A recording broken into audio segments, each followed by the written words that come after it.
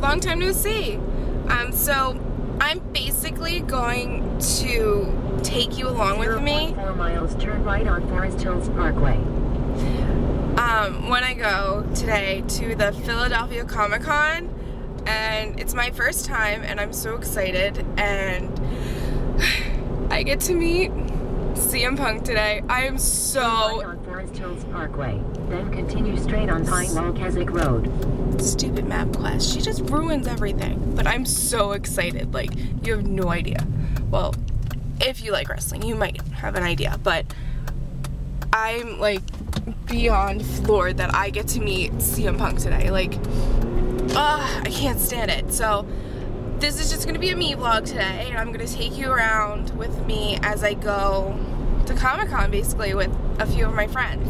I don't know how to get to the McNulty's house, so I'm using MapQuest, and she's telling me to go straight, so I hope that's right, because I should have left like 20 minutes ago, maybe like half hour ago, to give me time to get lost, but I didn't. And I need to be at their house for 8:30 so we can catch the 9 o'clock train into Philly, so we'll see how it goes. Okay, so the best thing that just happened to me in the world, well, the best thing in the world will happen later, but for right now, the best thing was I met Paul Wesley from the Vampire Diaries, and I spoke to him, and I told him I didn't believe him. Those were my famous words to Paul Wesley.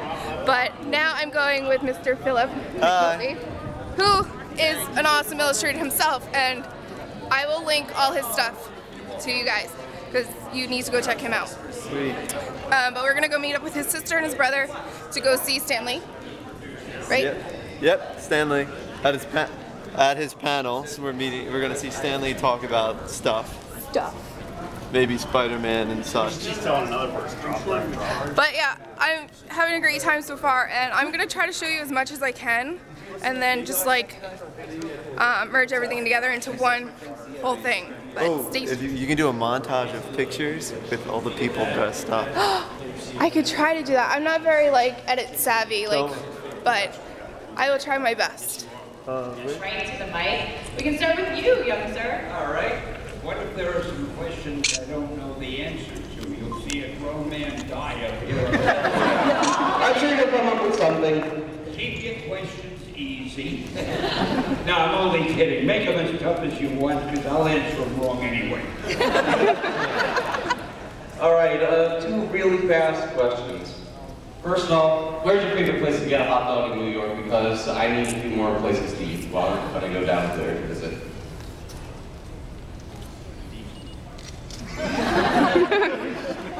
Well, my favorite restaurant used to be a place, and they cut it with Nino's, and they went out of business years ago. So I don't know what to recommend, but when you come to Los Angeles, I can always tell you a few good places. Alrighty, and so I have a delicatessen called an 8 Now, and the food may not be good, but it's inexpensive. And the second question? what were you doing in The Stand? The movie The Stand. I still have yet to figure that out. What are we doing? What? Oh, the Stand movie. The movie about me, my documentary. Well, they're trying to decide whether to give it an Academy Award or a Nobel Peace Prize. Both, I like your attitude.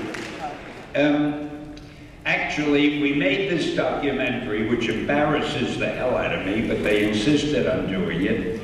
And it's the story of my life, which everybody knows anyway, but there are a lot of shots of my wife in there, which most people haven't seen. And that dresses up the movie a little. And I don't know, it's going to probably play on TV and it'll play on the internet and in some selected theaters. See, people always say it'll be in some selected theaters, which means they couldn't get it into most of the theaters. But you'll see it advertised pretty soon. And if you have nothing better to do and you want to see something about me you didn't know, but my life has been an open book. I don't even know what questions you can ask. Everybody knows more about me than I know. It's getting embarrassing. Is there anything that we don't know, Stan? No, what you see is what you get, so you might as well leave now. Part of the appeal. Why am I sitting down?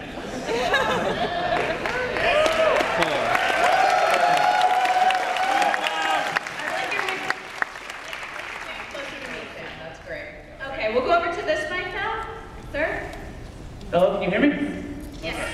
Check, check, mic check. First of all, thank you for coming here to Wizard World, Philadelphia. With the Absolution Network, and we named a project that you did the Anime of the Year in 2010, that being Hero Man. I was wondering if you could talk to us a little bit about your involvement in the Hero Man franchise and when we could possibly see it dubbed here in America. See, not only does she dress up the place beautifully, but I don't hear as well as I used to. So she tells me what the hell it is that you said. So keep your questions short, because she doesn't have a good memory.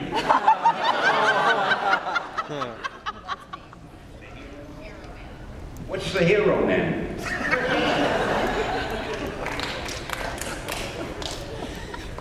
In 2010 I did, what is it, wait, Max? Oh, the Japanese one. There's so many things. Yeah, I did a book in Japanese called Hero Man, and they were going to make an animated cartoon about it. I think they're still thinking about it. So in the next few years, if you see a Japanese animated cartoon, you can say, oh yeah, that's the one Stan didn't remember anything about at the convention. You created Iron Man. You based him off of Howard Hughes, is that correct? That is correct. So, absolutely correct. Does that liken you to Howard Hughes? Does it make me like Howard Hughes? Well, I have news for you, and I hate to admit this. Howard Hughes was quite a bit wealthier than I am. And he was also an inventive genius and an adventurer. Now, I'm sure I would be an adventurer if I had a chance to adventure, but I keep so busy going to comic book conventions. And the thing I like about him, he is the king of his own country, Latveria. Now, I'm very proud of Latveria because I made up that name, and I swear it sounds like a real country. I've had people say, how do I buy a ticket to Latveria? It's not so real. But the big thing about Dr. Doom, being a king, if he comes here to America and he commits a crime, he's got diplomatic immunity. We can't arrest him. Now you show me any other villain that can't be arrested because he's got diplomatic immunity. And that's why Marvel has always led the pack. We're different and we're different. That's why I like Dr. Doom. He's got a cool man. His whole armor, I mean, he's great looking. I don't get any credit for that. Kirby dreamed that up. He really drew a great Dr. Doom.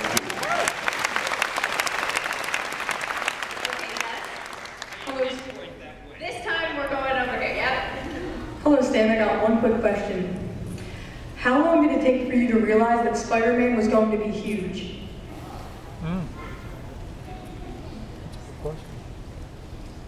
As soon as the fan mail started coming in, and as soon as the sales figures came in. You know, my publisher didn't want to do Spider-Man at all. He thought it was the worst name for a book you could ever get. He said, people hate spiders, you can't call heroes Spider-Man. So that's the reason I stuck Spider-Man into Amazing Fantasy when we introduced it. Because we were going to kill the Amazing Fantasy book. When you're going to kill a book, nobody cares what you put in the last issue. The book is going to die anyway. So to get it out of my system, I threw Spider-Man in there. And about a month or two later, when the sales figures came in, my publisher said, you know, Stan, that character Spider-Man of yours that we both liked so much, why don't we make it a series? And that's how a legend was born.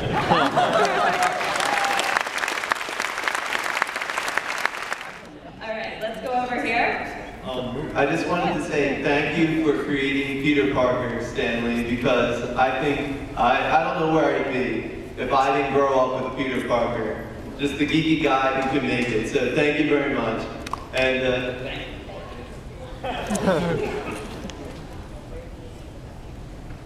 Yeah, I didn't either. I kind of like Peter Parker, and the thing I liked about him was what my publisher hated. He not only hated the idea of calling him Spider-Man, but he said you can't have a hero who's a geek and who isn't that popular, and he's not that great looking, and girls don't like him. Stan, don't you know what a hero is? And he argued with me all the time, until the sales figures. They said, we need more geek heroes. And my question is just real quick. Which Spider-Man villain that you didn't create do you think, damn, I just wish I created him? Something about Spider-Man.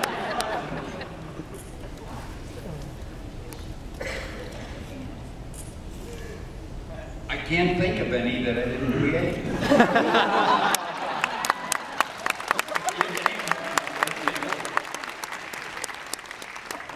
Thank you, and Excelsior, Stan. Excelsior. Excelsior. Hey, you all know what that means? It's from an old English saying, which means, and it's very apropos, it means upward and onward to greater glory. What could be better, huh? All right, how about you? Who's your favorite villain?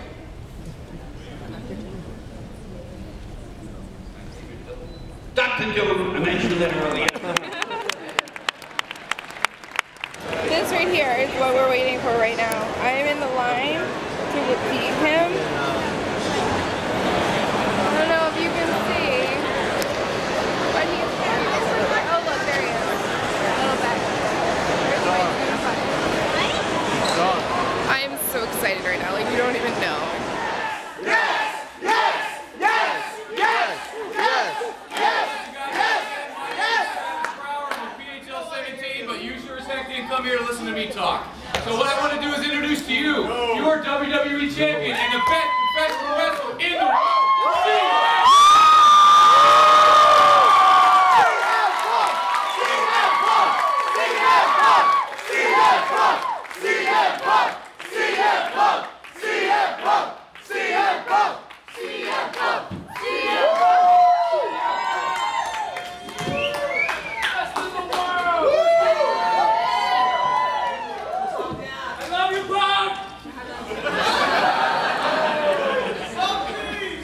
I do not recall. I'm sorry, I feel like Ollie North's sitting up here, and that really dates me as to how old I am. There it is, that's my weird, obscure reference for the day. Hi, how's everybody doing? Awesome. So first up, welcome to Wizard World here, champ, and how's it feel to be back in Philly? It feels pretty awesome, actually. This blows my mind. I've seen all of you multiple times today. Probably a lot of you already know the first job I ever had in my life was at a comic shop. I was 14, and I would get bribed to take out the garbage and stuff that the lazy guy behind the counter didn't want to do, if he would give me comics and stuff like that. So it's cool to meet, you know, the people running it, because I remember the day Wizard first came out, so it kind of blows my mind that now I'm here, and you know, and all you have come to see me, and I got to see Stan Lee and meet Thor, and it's cool that it's in Philly too. You know, I used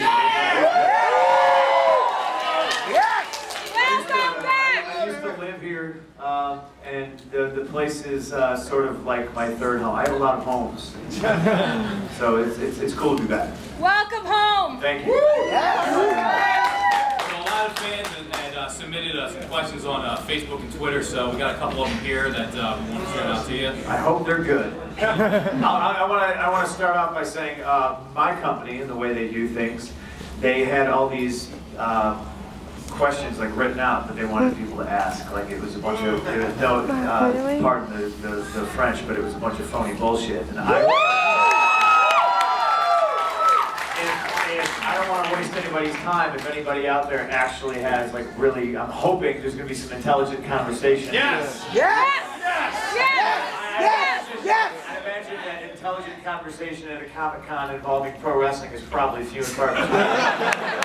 We're gonna give it our best shot. So if we have, are these legit? Are these legit? These are actually legit. These aren't just BS. All right, I'm just making sure. And never mind me. I'm just gonna take pictures of all of you because you all took pictures of me today.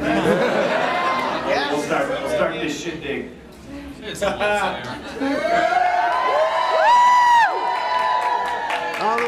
First question up here is, how'd you get started wrestling in the Murphy Rec Center on 4th Street in South Philly? How I got started. Basically, I got a phone call. I used to work at Underwriter's Laboratory north of Chicago. It was a real job. Like I had benefits and all kinds of fun stuff. But I did not. The job was strictly to support my wrestling habit. I would show up late. I would leave early. I wouldn't show up on Fridays. Sometimes I wouldn't show up on Wednesdays because I'd be wrestling for Ian Rotten down in Charleston, North Carolina, or Indiana. And you know, Ring of Honor was like the place to be. And I remember when they first started, they had Eddie on their show, and Cabana and I and Dave Prazak actually got booked by Blue Meanie at the ECW Arena. And we were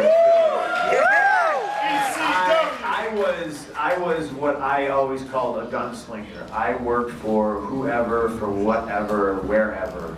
And that didn't make me a lot of friends. I remember a lot of people were, you know, I never understood working for just like one company. I was an independent pro wrestler. I wanted to work everywhere and get as much experience as I possibly could.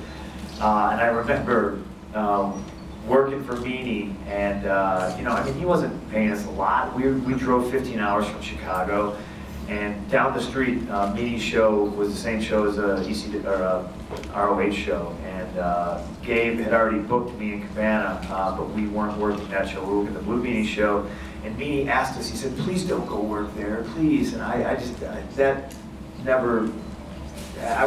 made me so uncomfortable. I didn't understand that. I was just like, you know, you're not paying me millions of dollars.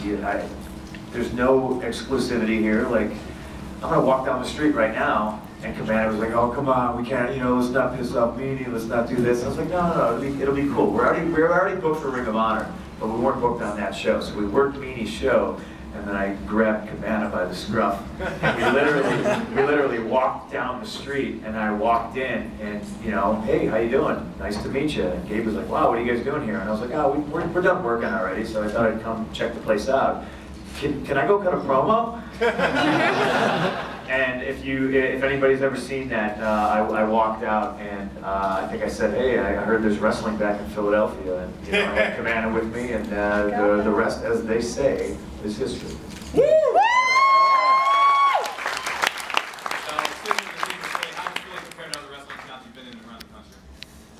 Philly compared to other wrestling towns. Obviously, it's no secret that Philly fans are very, very passionate. Not just the wrestling fans, but you guys love the Phillies for some reason. Actually, that wasn't. But it was going to be for some reason you like the Eagles. Yeah. I get the Phillies. The Eagles I don't get. Yeah. So extremely passionate fans. Philly was always the town. I think they were one of the first that would just cheer the bad guys. You guys like who you like, you know, and you turned the Midnight Express babyface, which is pretty funny. You know, obviously New York, Philly, and Chicago to me are the three real cities that are left that are extremely passionate about wrestling. There's a lot of places that have a lot of history, but you know, the fans are gone. They're not the same fans. You know, it's like it's a generational thing. But Philly and New York and Chicago, they always seem to have their roots firmly planted. Like they remember stuff. They respect the past. So Philly's right up there. Woo! Yeah! Yeah! You guys don't have to like clap after. So what advice would you give anyone who aspires to be a professional wrestler? The advice I give to anybody aspiring to be a pro wrestler is the advice I give to anybody aspiring to be whatever you want. Don't let anybody tell you that you can't do it. If you want to be a doctor, if you want to be a baseball player, if you want to be a comic book artist, if you want to be a pro wrestler, if you want to fly an airplane, if you want to dig a ditch, if that's what you want to do, find what you love to do in this world, do it for a living. Don't let anybody tell you you can't do it. But if you're going to get into the pro wrestling business, it's obviously it's not easy, and you have to love it. You know, the travel's brutal, but if you do love it like I love it, you'll have the best time of your life. You know, it doesn't matter. You can be in the worst situations and still try to find the positive about it. It's a pretty wild business. So to date, who's been your favorite opponent to face? This is an easy question, believe it or not. Rey Mysterio, hands down. Yeah! And I'm not sure, like, I mean, I've wrestled Rey, I don't know how many times, you know, I've wrestled him, I've been a good guy, I've been a bad guy, and there's just, I don't know, there's a unique chemistry. And I think Rey has great chemistry with a lot of people. I think me and him, for some reason, just bring out the best of each other. You mentioned on Twitter that you're working on a DVD. Yes. How's that coming along, and when do you expect it out? The DVD is coming along fantastically. Wouldn't you say, Kieran? Kieran's sort of in charge of it. Where are those pictures at? You got those pictures? They're safe? Yeah, bust them out here. I went through and I dug up like a bunch of old pictures of me, and it's funny because I think people are like embarrassed of like where I came, or they think that I'm embarrassed. But this DVD is something else. It's 100% honesty. This, I don't know if you can see this. This is here's your Philly Wizard World exclusive. I don't even know how old I am here. I have to be 15, 16. I'm straight up fresh from wrestling in a backyard in this picture. It's gonna be awesome. There's a ton of good stuff. There's some. There you go. Before John Cena was wearing a chain in 1999, I was wrestling in West Dallas, Wisconsin for Mid-America Wrestling, and I was wearing a chain because it was punk rock before it was Thugonomics. In Colt Cabana, where I'm not wearing my Cubs hat, I'm wearing a Canadians hockey hat. Oh. Hey, Patrick Waugh was my guy. Yeah. So the DVD's coming along awesome. Thank you. And I'm actually frightened for what's going to be left on the cutting room floor because we've filmed a lot of cool stuff. Today's actually the last day we're filming, which sucks because you should come to Atlanta. I'm leaving for Spain on Tuesday, but the Tuesday after through the Thursday to something or other in Atlanta, I'm going to Bouncing Souls. So you should. That's another one. But I've been very hands-on. He probably hates my guts by now. I'm trying to make it different than all the other DVDs. I'm trying to make it extremely honest, you know, and it's good. I think it should come out in October, which is the best month of the year anyway. This young lady over here with the glasses in the second row wants to know, what is the status of the ice cream bars? Yes! We want ice cream! This pisses me off. Because I've literally done everything I possibly can except for make the damn things myself.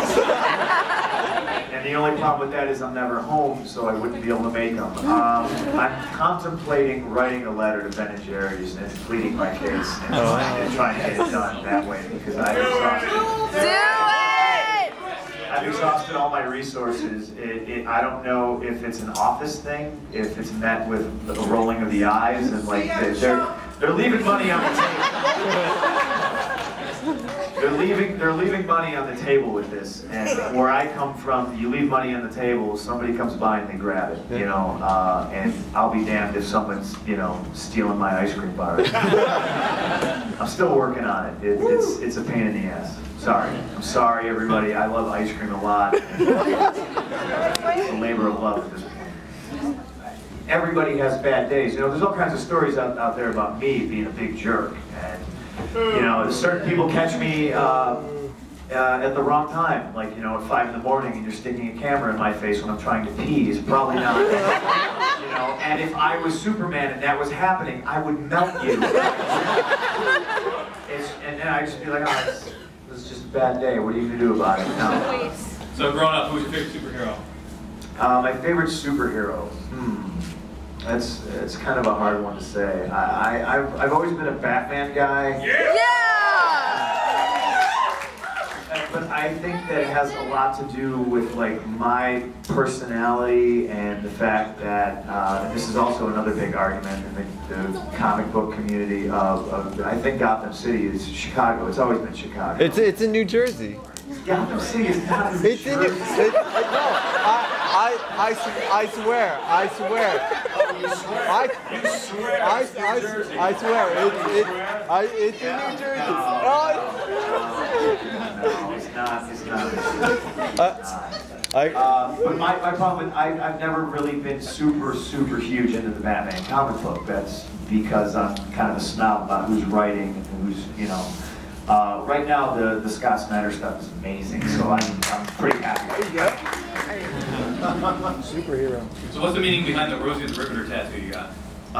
Rosie, behind Rosie is the wrenches, which is Earth Crisis thing, which straight edge. There's a war, this is a weapon. Correct, and the banner says this is a war, and Rosie's X'd up. I'm a feminist, believe it or not. I have this, and always have this super respect for women. I think women are the stronger of the two, and you guys put up with a lot of bullshit, so sorry.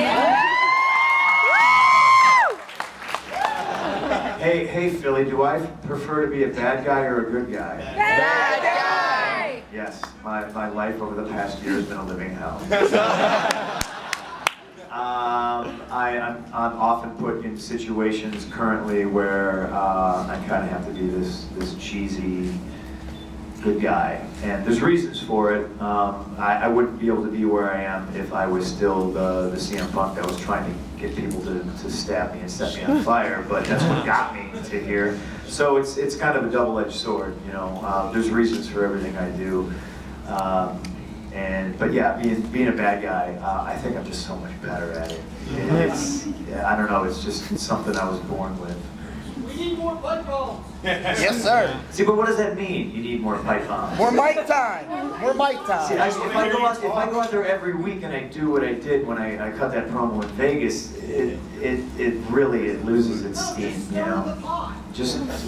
But every week I stir the pot, and trust me, it gets old. I don't want to work with Johnny. Johnny sucks. Right here. That's you. I lived in El Paso for a couple of years, and I'm wondering if you have any special memories of Eddie Guerrero. I got a ton of special memories about Eddie Guerrero. Another guy I was fortunate enough to wrestle multiple times. And damn it, the guy was a friend of mine. You know, I think he was actually the first person that called me after I fractured my skull. You know, and he knew. He was like, "What did you do?" You know, it was like a neck breaker. And then Eddie was the guy to tell me, you know, it's not the moves you do, it's when you do them. And I was like, oh, I wish you would have told me that a week ago. That broke my head. Thanks. Yeah, I got a special relationship with his daughters and Vicky too, so that it carries on. So it's pretty cool as a kid who, you know, I mean, he was the greatest wrestler in the world, you know. Whoops, sorry, that's so rude. Sorry. Yeah, tons of great memories about Eddie though. Thank you very much. Right here. It's really from Justin in the front, so you can answer this question. Okay. Go ahead, Justin, you answer. What do you think about John Laurinaitis? She asked me what I think about John Laurinaitis. I'm going to tell you a story. Yes. I don't know if I talked about this in my DVD, but I remember when I was born with the Indies and I'd done everything and I'd been everywhere I could possibly go, and the main goal of any wrestler should be to find out if you could be a draw, if you can draw money, if you can fill a room with people and just sit here and listen to you talk. Right. So I wanted to get a job, and Tommy Dreamer was sort of in charge of doing it at the time. Tommy called me up and he was like, "Hey, Punk, listen, you're very intelligent. We thought we'd like to book you, blah, blah, blah." And I asked him if it was one of those, am I just going to be an extra? Am I going to be eating catering and filling a spot, or do you actually want to look at me? And he said, the company actually wants to take a look at you. You know, I said, wow, okay. well then do me a favor and call me the next time you're in town, because I'm not ready yet. And that's when I really kicked my ass and got in the best shape of my life. I changed my gear, I changed my look up, and I went and I was doing darks like crazy. I worked, I think the 2 TV things I did, something with Nova and Maven in a tag, and then I worked Val Venus. I did a dark against Scotty Too Hottie. I worked a dark against Matt Capitelli where I won because he forgot to kick out of the neck breaker. And I thought, I'm totally getting hired now. I'm a winner. In a really weird match, I worked Amazing Red in a dark in Hershey, Pennsylvania. It was so bizarre. But they had me work this litany, and I knew. I was so cocky. I was like, I'm getting hired. This is great, awesome. And then one day, Johnny was like, oh, kid, take a walk with me, come on. And we're walking down the hallway, and I think it actually was in Hershey. He was like, you know, what do you do for a finish? And I explained. I was like, well, I do the Anaconda Vice, blah, blah, blah. No, it's no good. You need something high impact, and it's not so much the finish, it's what you do before the finish. And this is exactly what he says. We're walking down the hallway. I have to stand up for this. He says that, Austin did the fingers and then the stunner. You know, Rock would do the eyebrow and he'd drop the elbow. Jeff Hardy would do this. Then he'd do the senton. Hulk Hogan did this, and then he dropped the leg. I would do peace sign, ace crusher, and I just stopped. I was just like, wait a second. He just threw himself in. I was blown away. I was just thinking of myself, you know, like, my head's spinning. I've stopped listening to him. He's still talking, so all I see is in my head. I'm thinking, wait a second. Austin, Hogan, Rock, he just threw himself up there. Does he not know that I've seen him wrestle? Does he not that I know who he is? And like dynamic dude, like music videos going through my head. He talks for like another 10 minutes and then he goes, okay, so you get it? And I was just like, yeah. Listen to the word you just said. Alright. Johnny's actually an okay guy, believe it or not. I think he's perfect for the role he has on TV. Because he's the bumbling middleman. He's Lumbergh from Office Space. And he's good at like sucking at it, you know? Like, oh man. It's watching him on the microphone is so funny. It's great. Oh, the young man in the red way in the back there. Are you going to get rid of John Cena's stupid speaker belt? This is up there with the ice cream thing.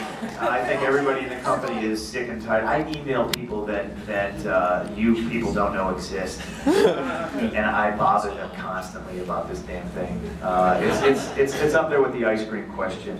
It's something that should have been done a long time ago. There is a new title.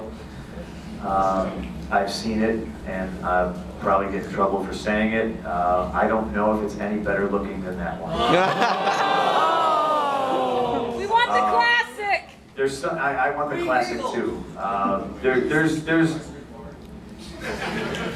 I gotta look at it again, but I mean, well, you know what? It's better than this thing. It's better than this. It's better than this. They literally just made it, and it's about 20 pounds heavier than that one. And if you've ever held that one, like this thing's like 30 pounds. It's ridiculous. So we're making another one, and I keep preaching that I must be the guy. If I'm not the guy that produces a new title, then I'm a liar, and I don't want to be a liar. It's out there. It's coming soon. Probably a lot sooner than the ice cream bars. Oh, we got some wall here. Mr. Paul, I got a question for you. Since you're now the top draw in wrestling, do you have any input on the storylines that you do in between skits, like the alphabet skit? Did you do that? But you messed up. Yeah, I know. I messed up. That's what I'm saying, the alphabet backwards, you asshole.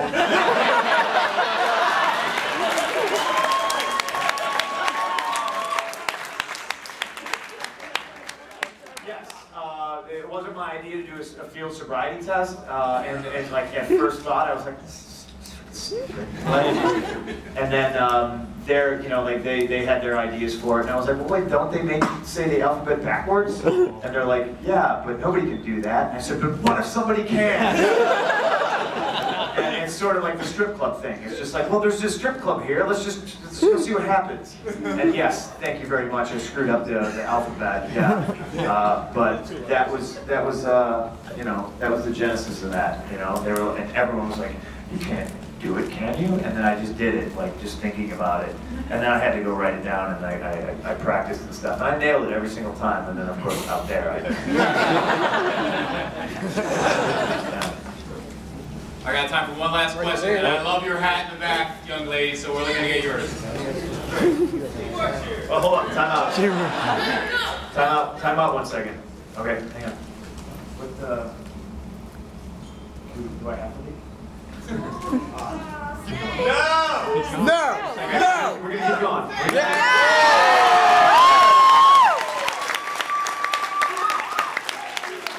Thank you, Punk! Thank you, Punk! Thank you, Punk! Thank you, Punk!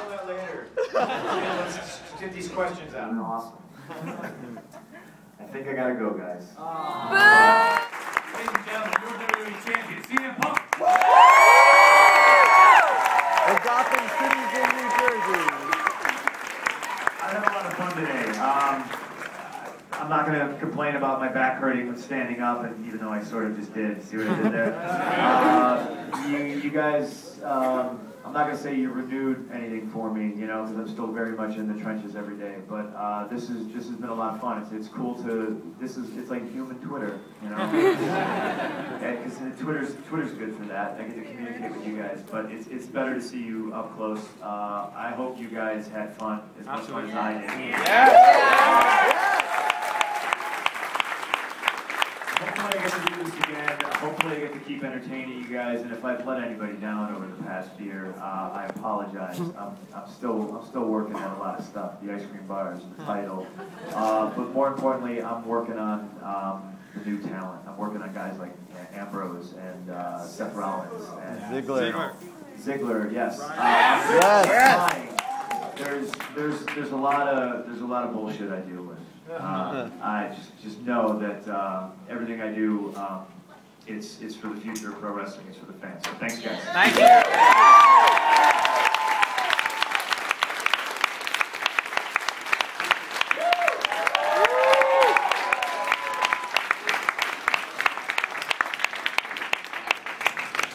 Okay, really quick, I know my camera is dying. It actually died on me at the event, but I'm on my way home. I had an awesome time today. I had an awesome time with the McNultys, and it was just like a once-in-a-lifetime thing that I'm so glad I did. I wish Matt was here with me to experience it, but I'm glad that I was with friends.